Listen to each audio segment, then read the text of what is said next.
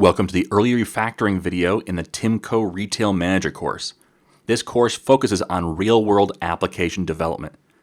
In this video, we're going to take our first pass at refactoring some of the more glaring issues in our application. Now, normally, you don't do a major refactoring this early, and this won't be a major refactoring either today. But it is a good time to fix small things that can become bigger issues down the road. Now, if you're a Patreon supporter at the $5 per month level or higher, make sure you head over to get the latest source code. But either way, make sure you subscribe to this channel so you can follow along. And finally, as you think of suggestions, please leave them down in the comments. I want to hear your thoughts on this course. This entire video today is based upon your suggestions. There's some great ones here. So let's get started right away in refactoring our application. Now, I've got open the project. We don't have any changes locally, and if we go to sync and do fetch, there's no changes on the server. So we can get started right away with our refactoring. Now, like I said, all these changes came from discussions with you. Now, I didn't attach names to each of these, so if you notice your suggestion but I don't call you out, that's just because there's so many people making suggestions I can't keep track of it all. And really, there's been more than one person saying, why didn't you do this? And I say, well, duh, I just didn't think of it. So we're going to go ahead and make some of those tweaks and suggestions. The first one is in our tables.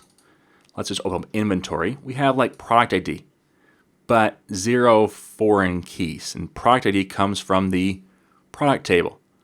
Well, let's go ahead and fix that. So let's add some foreign keys where necessary. So the inventory table, I'm going to right click on foreign key and say add new foreign key. And we'll say to product. And sometimes you don't put a to in there, you just put product. So F key underscore inventory underscore product. The problem with that I find sometimes is I get confused which one's the foreign key table, which one is the primary key table. So this way it's just a little more clear that inventory is where the foreign key lives and product is where the primary key lives. Now what I do is I jump down here to our T-SQL editor to make the change. So the foreign key column is the column in this table, product ID.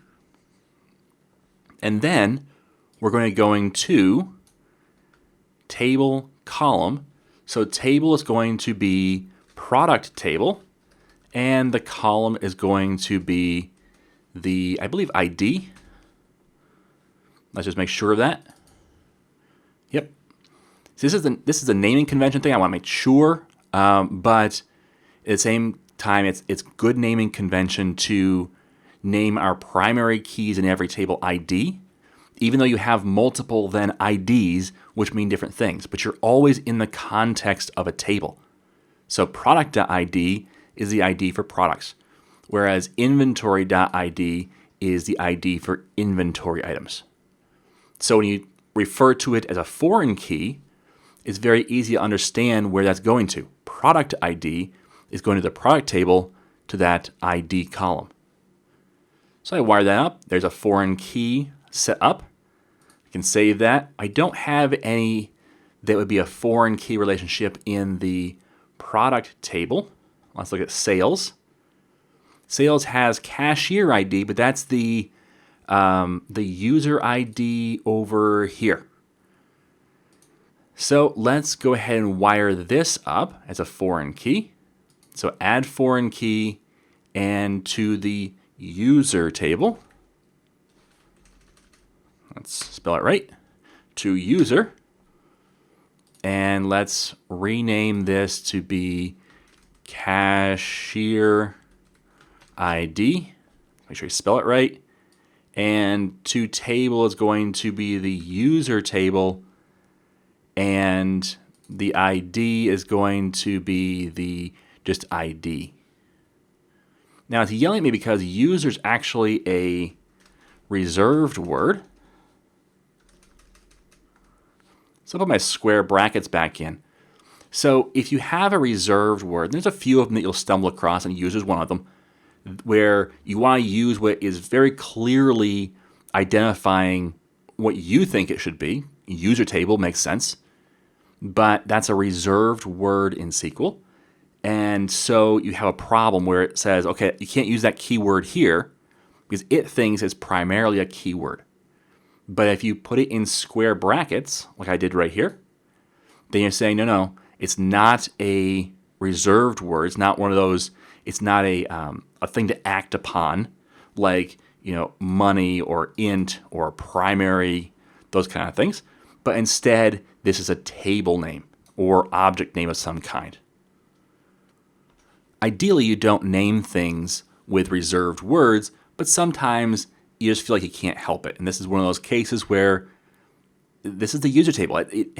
It just makes sense to call it user, but it's going to cause you problems. So that's how we fix it, is a square brackets. Okay, so that wires up the foreign key for cashier ID. Notice that a couple things. First of all, cashier ID is not user ID.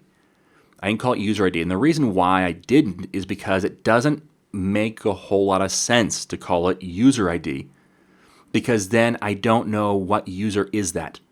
So when it comes to the sale, I don't know, is that the user who bought it? Is that the user who checked the person out? Is that the user who was the manager at the time? We don't know. Whereas this cashier ID makes it very, very clear who this is. Now, yes, that does obfuscate a little bit who then the cashier is, meaning is that a user ID or is that a some other kind of ID? But hopefully it makes sense by context, and otherwise you need to document that in some way to say, okay, this is what this is. Now, I just documented it by setting up a relationship, which makes that very clear what that is. Also note this is a nvarchar 128. I've gotten some questions about this because the user ID is not an int, it's an nvarchar 128, which is not typically what we use for our primary keys on tables. And the reason why not is because it makes it really messy to store that. It also makes it very messy to reference that. We have this large string. Well, what we're doing, though, is we're bringing this ID over from whoever's logged in. And that is an nvarchar 128 value. So instead of then translating that to another number and then using that number everywhere, we're using this nvarchar 128 value. What that allows us to do is not have to do an extra database call every single time we want to talk about this user. Because in our desktop UI, when we say, okay, here's my token, the API says, oh, that's this nvarchar 128 value. So I can just put that right into the cashier ID table. I don't have to do any lookups.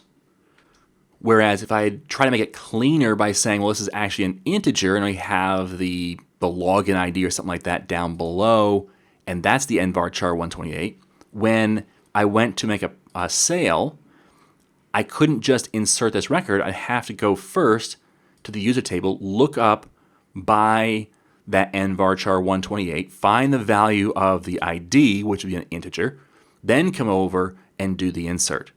I have to do that for every single transaction, whether it be a sale, whether it be a inventory adjustment or anything else.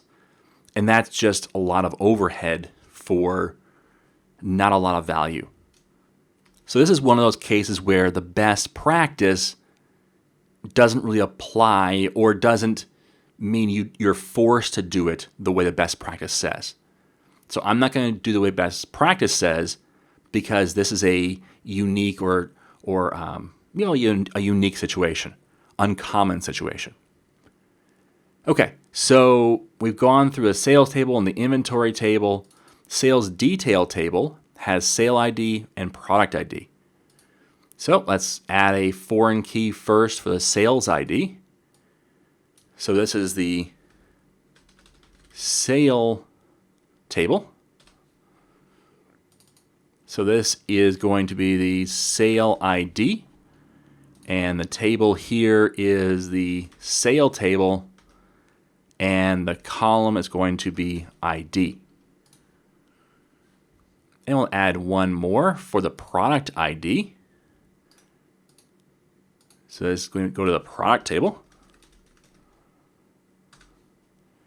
And this is going to be the product ID foreign key to the product table and the ID column. And there we go, it's all validated. Lastly, the user doesn't have any relationships, therefore we're good to go right there. So now we've updated 3 tables with foreign keys. So now I can double click on our publish and say publish, and it will publish those new changes out to our database. Now, what this is doing for us is not a ton, meaning our application is not going to change how it works based upon those foreign key relationships. Those foreign key relationships do a couple of things for us, but the primary thing they do is they say, okay, these two things are related. And they allow us to more easily set up queries to do so. And there's some behind the scenes with SQL where it optimizes these connection points. Now, there's also some things it does as far as when you try to delete something in a primary key table. So if I were to delete a product, but we have foreign key relationships in the sale detail and in the inventory, well, if I try to delete that product, it's going to invalidate those foreign keys. And so it can stop you from deleting that record, or it can prompt you, or it can cascade delete, meaning if you delete a product, it also deletes the inventory for that product, and it deletes all the sales for that product. Now, when it comes to databases, I almost always don't like to delete anything. I mean, deleting is really scary to me because you can lose history. You can lose the understanding of why something happened because all of a sudden half the records pertaining to that action are gone. So I really don't like the idea of deleting anything. Right now, we don't have anything set up for it, but long term, if we're going to get rid of products and say they're no longer available, then what I would do is add a column here that is maybe a status column and have it be have it archived as one of the statuses, and you don't show anything that's archived. Or you can have a bit that says is available or is active, and you set to no or 0 if it's not active. And then you just don't show it in queries. But it's still there because you still have to report on what something somebody bought a year ago that did have that product, because it did happen. It's just that it can't happen anymore. Okay? So you might have had a product, but it's no longer something you carry. That doesn't mean you didn't ever carry it. And that's why I don't like the idea of fully deleting something. So I don't typically find huge benefits as far as those cascades, whether it's Cascade Delete or whether it's stopping me from deleting something. I don't typically see a whole lot of benefit from that because I don't typically delete records out of a database. Okay, so we've done the publish. So that is our first check-in, our first thing we did. And really, at this point, typically what you do in a development process is you then go look at your changes and commit them. Now, normally I commit just at the end of a lesson because that's our unit of work. But in this lesson, it's a little bit different. And I want to show how maybe a more normal flow would go where you're doing multiple commits. And so here I would say add foreign key relationships.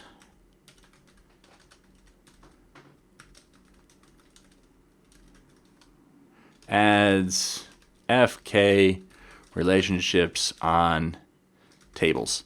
Not a great message, but for the sake of this video, good enough. And I don't have to push it up. In fact, I won't push it up. I'll just let it sit here locally as an outgoing because I'm working by myself. However, if you're working in a team environment, it might be a good idea to push it up so that if someone else wants to work on these tables, they don't have to do as much merging.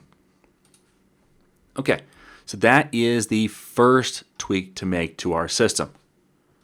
The next tweak is if we look at our database, let's go I believe it's under here, under databases. Yeah, I think it's this one. I think this is our entity framework. Yep, this is our entity framework database. ASP.NET-security- and then a GUID. That's just one ugly name. Or maybe it's that one. Let's go look. We can look by going to our TRM Data Manager, which is our API. Go to Web Config. And looking here at, it's this one. It's the second one. So it's ASP.NET-TRM Data Manager - and then a date, looks like, .mdf. And that's just ugly. And initial catalog is the same. And it's not clean. Now, this is a testing database. This is a local database. And really, it doesn't matter. It doesn't affect anything because once you go even to a dev server, you'll be replacing this connection string with whatever the dev server wants it to be. So it's not the end of the world. However, yes, it's something we should probably change. Also, we call it default connection, which is, that's fine. But maybe we want to change this to be something else like EF data. So for entity framework data. So how do we do that? So let's go ahead and change basically everything about this. So let's call this EF data instead of default connection, which is going to break things. It's not going to be able to find the database connection string. Next, let's change this to be EF data. And again, the initial catalog, EF data. So we've changed the database name, we've changed the file name, which notice the file name here, it's a local file, it's not actually a SQL server. And that's because it's using just an MDF file. So we name it the same name for the MDF file as we do for the initial catalog, which is the database itself. And that's a good best practice. It's kind of like naming your model the same. That's the bad example right there. Let me go to my models. How about that? So models. So if you look at the product model, if I open this up, there'll be a product model class. Okay, class called product model, and that's what we're doing here. The initial catalog is kind of like that class name, whereas this is the file name, just like productmodel.cs is the file name. So it kind of links those two together.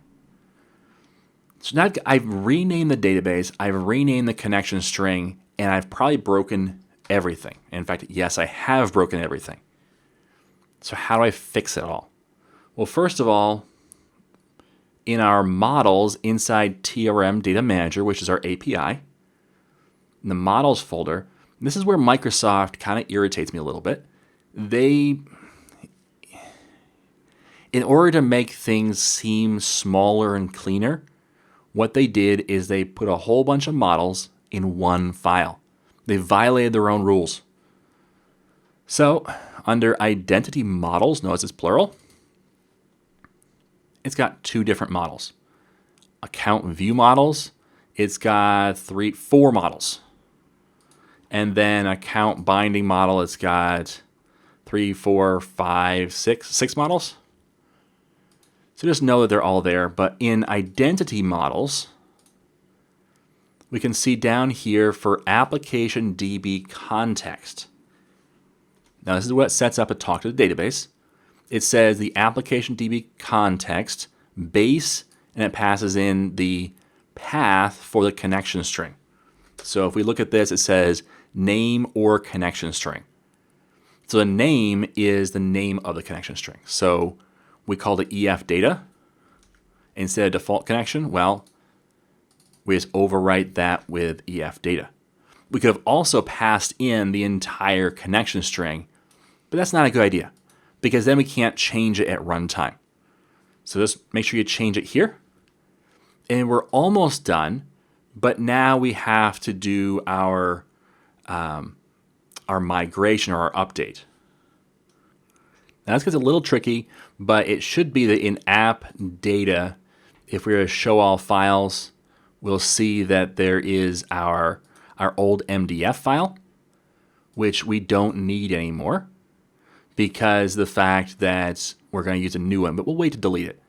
Normally you delete that if you want to recreate it, but since we're creating a new file, an efdata.mdf instead, we shouldn't need to. So we should just need to go to Package Manager, Enable Migrations, and it should do a build. All right, and then we should be able to do a update database.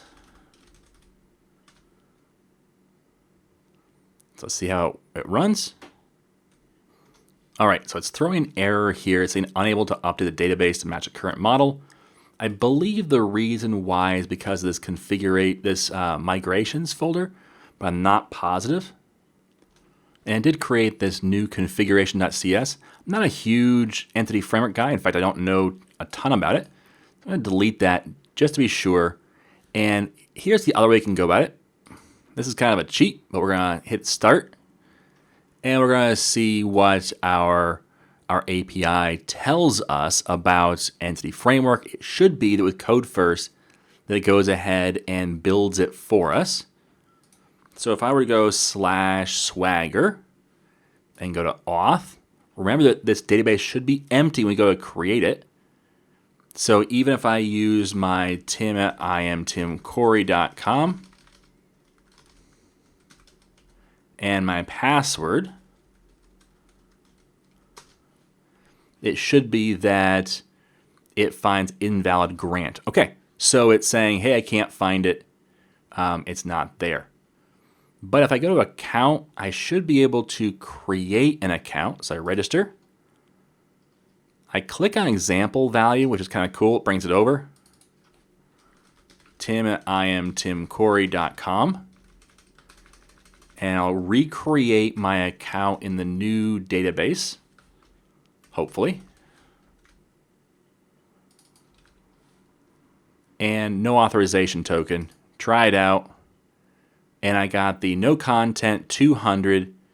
That seemed to work. So now, if I try this again with the same credentials, now I get my access token. So it seems to have built that database. And in fact, if we close this out, and if we come over to SQL Server Object Explorer, and we refresh our databases, we should see now EF data is here. And EF data has the tables that it needs, and it has, if we actually look at users, we should see that one record now for my account. So a little clunky there. I probably could have done it a little better, but now we have the entity framework database, the connection string renamed as EF data. We have a database renamed as efdata.mdf, and the file named as efdata.mdf, and the database named efdata. So it's a lot more clear now. We don't have default, which you're wondering, well, what is default? Is that the one we primarily use? Well, no, it actually wasn't. It was our authentication database. So that resolves the next item. So let's go back to our changes. And it was just a couple of changes, web config and identity model. So we can say update EF database name. Updates the EF database name to be EF data. And we'll commit that. And now we'll move on to the next change, which the next change, let's go to the shell view model. So let's open up our desktop UI. We can close all these things down. And let's go to the shell view model and look here. We bring in the simple container, in order to get an instance of the login view model? Well, there's an easy way of doing this, and this is one of those things where someone pointed out and I went, yeah, that's duh. Instead of underscore container, we can just do IOC.get.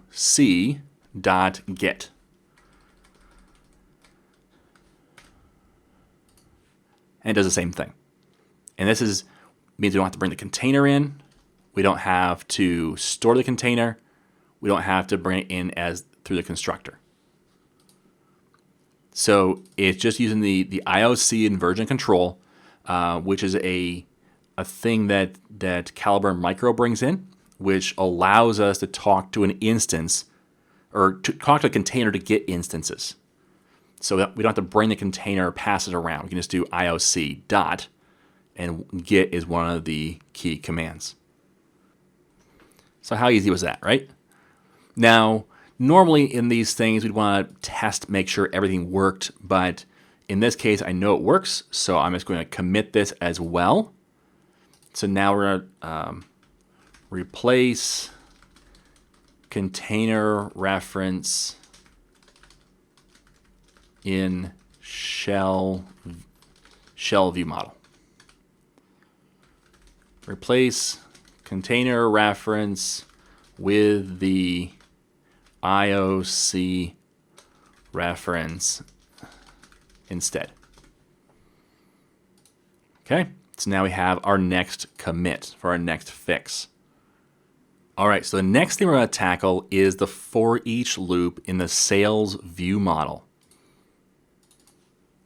So in here we have a for each loop, and one of the questions that was asked was, hey, can you make this a little simpler? You have a for each with an if inside of it, and that's not terribly complex, but it can be probably made a little bit more simple or a little simplified. So let's try instead of doing a for each loop, let's comment this out. And let's see if we can do it with link. So instead of this for each, we can say cart dot where, because the first thing you want to do is say only the items that are taxable. So x arrow function x dot product dot is taxable. So only the items where they're taxable. That's going to return an IEnumerable that's filtered down to just the items that are taxable. Then we can say dot sum of x arrow function x dot product dot retail price times x dot quantity in cart times tax rate. And we can just say, okay, tax amount equals, and then we can even make this a little bit cleaner by saying, we put those in 3 lines. We can see, take the cart, do a where to filter it down, and then do a sum on the resulting product.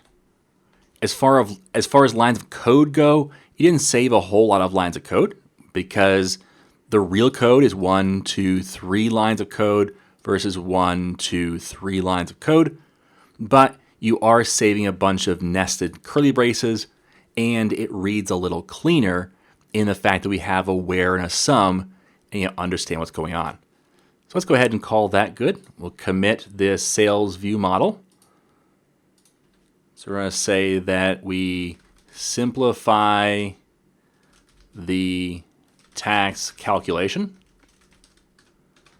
converts the tax calculation for each over to a link statement. And we'll commit that. And now the final thing we're going to do is a little bit of a feature improvement. And we're not going to do it in both spots. We're just going to do it in one. But just to show we can, let's go to the sales view. And right now in the sales view for items, we have just a text box that says product name. Let's change this to actually have the price and the quantity in stock in this list. So we're going to cut this out right here. I'm going to put a stack panel with an orientation of vertical in its place. I'll paste in the text block again. And then I create a new stack panel with the orientation of horizontal. And then inside here, I'm going to have two text blocks. One will be the price, and then one will be the quantity. So we're going to say binding equals, and we need the price of this, which I don't know what that column is yet. So let's go to, this is the products. This is the products list. So let's look at products for sales view model. And that's right here, which we have product model. So we have our retail price. So let's grab retail price, go back to our XAML, and paste in the retail price. And then I'll copy and paste this again. And then I'll have, this will be the quantity. So we have the product model, and we have quantity in stock. So we'll have quantity in stock.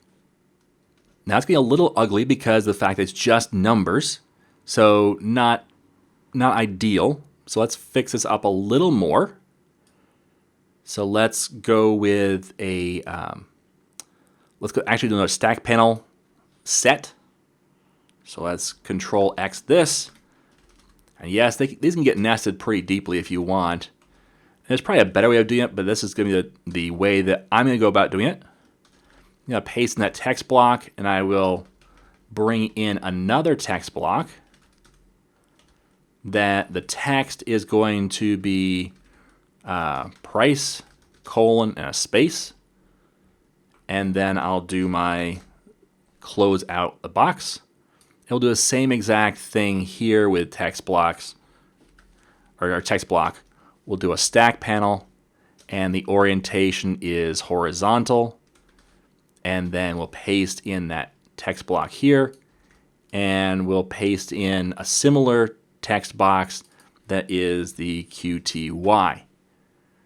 And then if you want to, you can put some padding or some margins. I think I'll put a margin in the second one. And the margin is going to be on the left. Let's just have, let's go with 5, and then zeros all around. So that should take care of our margin. And then we should probably also talk about our text size, but we'll look at that in just a minute. I'm thinking what we're going to want is to shrink our text blocks to something smaller. Because right now, I believe that the default font, and let's look at this, the default font size is 24. That's probably too big to have for these underneath items. Now, I believe I can do cascading here. So if I do font size here, maybe not. Okay, well, then I'm going to apply font size in each spot. So font size here, let's make it 14. It's a lot smaller, and that's okay. And we'll apply that to all of these here. And that way it's more of a subtext thing. So with that being done, let's just run this and make sure it works the way we intend it to. And this should give us a couple of pieces of information. The first one is make sure that this works.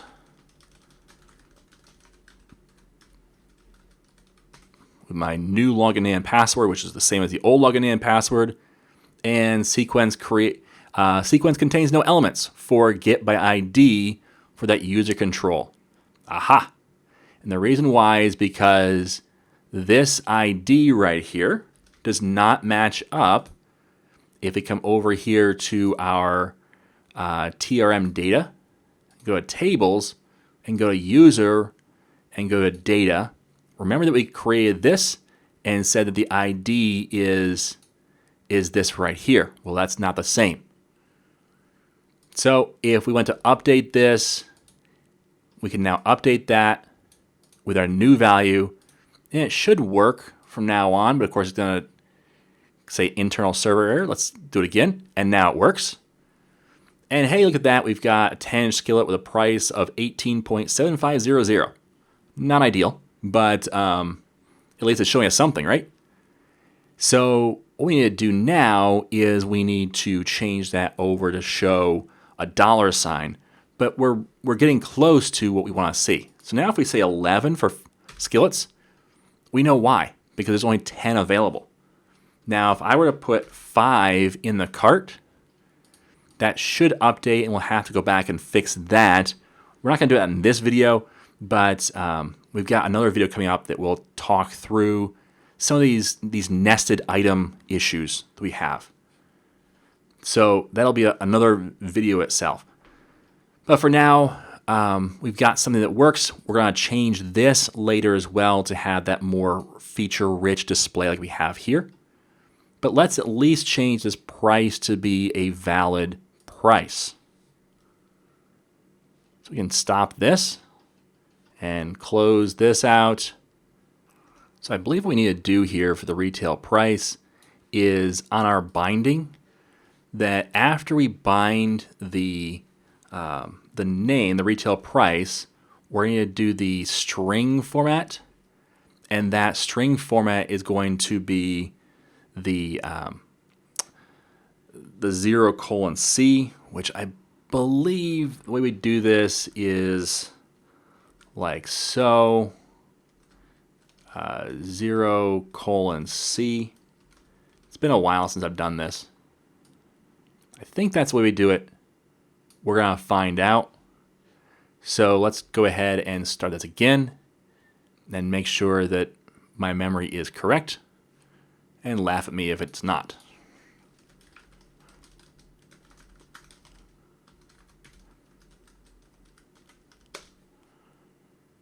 All right, hey, look at that. Tim actually made it work. So the retail price, it's a little small on your screen probably, and that's kind of intentional because we don't want to be the primary focus of this, but it says the price is $18.75. Now this is something you have to address if you want to have culture conversion, so that if it was, I believe it's based upon the current machine right now, so that if you were in Europe and your primary currency was euros, it would say euros instead of dollars. And that should be fine normally if you're working in country, but if you're working with multiple different currencies, that's something to work through. But for this case, I believe it should be fine. So we have our displays properly now with the correct number of decimal points, which is 2. And we have a little bit of space before we have quantity and see how many quantity of each item there is. Okay, so that's the big changes that I want to put in place. Let's go ahead and commit that last one, which is to add additional item info. Adds item quantity and price to the list view. Good enough? Go ahead and hit stage. And now let's go ahead, now that we have our multiple commits, we can push those commits out to GitHub so that the rest of our team, if we had the rest of our team, could work on it. Okay, so that's the bug fix, or the first take at refactoring. We still have more to go as we look at how we can address things like that hack in the cart. I want to address that in a separate video because it's a little bit more of an in-depth solution than just a quick fix. But that's something we need to address, and that will also fix that. When we took the 5 quantity and moved it into the cart, it should have reduced the items. They'll address that as well. So a couple more things like that.